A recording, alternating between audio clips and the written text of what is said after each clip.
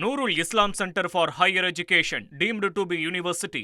Admission open now. Shape your future with NICHE.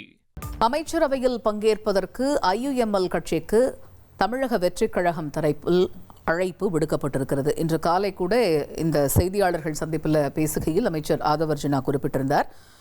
விசிகாவும் அமைச்சரவையில் பங்கேற்க வேண்டும் என்பது தாவேகாவினுடைய விருப்பம். அதேபோல IUML கட்சியும் அமைச்சரவையில் பங்கேற்க வேண்டும் என்பது தமிழக வெற்றிக் கழகத்தினுடைய விருப்பம் என்று குறிப்பிட்டிருந்தார்.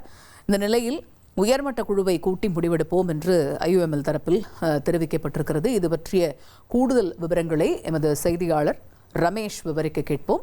முழு விவரங்கள் என்ன ரமேஷ்? இப்போ ஒரு பக்கம் விசிகா தரப்பில் அக்கட்சியினுடைய முக்கிய நிர்வாகிகள் கலந்து ஆலோசித்து அமைச்சரவையில் இடம்பெறுவது தொடர்பாக விரைவில் முடிவு அறிவிக்கப்படும் என்று திரு தொல் திருமாவளவன் அறிவித்திருந்தார். அதே போல தாவேகா தரப்பில் IUMLக்கும் அழைப்பு விடுக்கப்பட்டிருக்கக்கூடிய சூழல்ல அவங்களும் உயர்மட்ட குழு கூட்டம் நடத்த இருக்கிறார்கள் என்று அறிகிறோம். எப்பொழுது அந்த கூட்டம் நடைபெற இருக்கிறது? இறுதி முடிவு எப்போ வெளியாகும் என்று எதிர்பார்க்கலாம்? தமிழக வெற்றிக் கழக அமைச்சரவையில பங்கேற்கலாமா, என்ன முடிவை எடுக்கலாம் அப்படின்னு IUML கட்சியின் உயர்மட்ட குழு கூட்டம் இன்று மாலை அல்லது நாளை நடைபெறும் அப்படின்னும், கூட்டத்துல நாங்க முக்கியமான முடிவை எடுப்போம் அப்படின்னும் இந்திய யூனியன் முஸ்லிம் லீக் கட்சியின் தேசிய தலைவர் காதர் மொஹிதீன் நமக்கு தகவல் தெரிவித்திருக்கிறார். ஏற்கனவே தமிழக வெற்றிக் கழக அமைச்சர் ஆதவ் அர்ஜுனா ஒரு தகவலை இன்றைக்கு காலையில சொல்லியிருந்தாரு. விசிகாவுக்கும் IUMLக்கும் நாங்க அமைச்சரவையில பங்கேற்க அழைப்பு கொடுத்திருக்கோம் அப்படின்னு சொல்லியிருந்தாரு.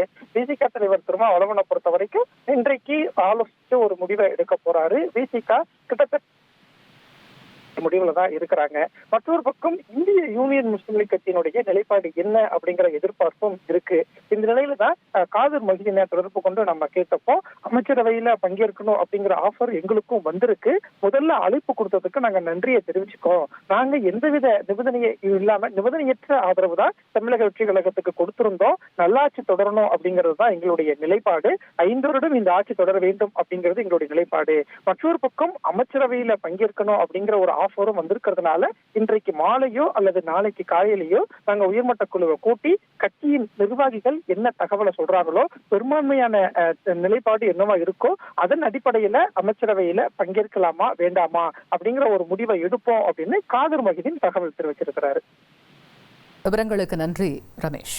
Nurul Islam Center for Higher Education, deemed to be university.